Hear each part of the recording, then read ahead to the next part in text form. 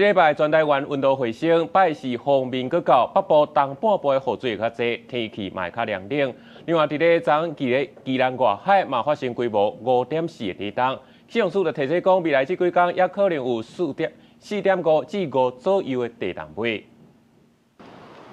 这礼拜5就是24节气当中的春分，代表日时甲暝时白久。春分过了，日头就会愈来愈长，天气也会渐渐烧热。气象署指出，拜2到拜3各地气温回升，不过早暗温差也是真明显。拜4方面豆豆瓦紧，东北季风有小可变强，北部甲东部都要注意落雨，气温也会小可下降。这段期间天气变化真大，更较需要注意大风对交通的影响。从明天一直到 大后天这段期间，在台南以北是有一些雾的情况。那清晨的辐射冷却的那种雾，18跟19号，金门跟马祖低云或局部雾，还有20号的清晨，在中部以北也会有一些雾的情况。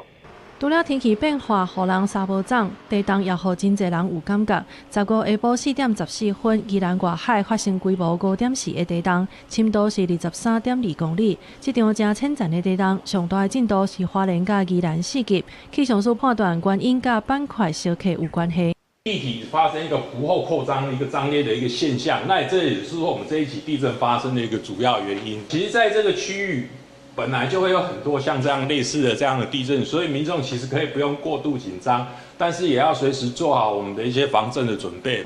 气象署指出，除了花莲甲宜兰以外，包括湘北、桃园、南投、台南、高雄等等，全台湾18县市拢有感觉。这阵地震甲15发生伫个宜兰甲台南的头3届的地震，发生的原因是无关系，这是独立的事件。判断地震发生未来3天，可能会有规模4.5到5的地震尾。记者综合报道。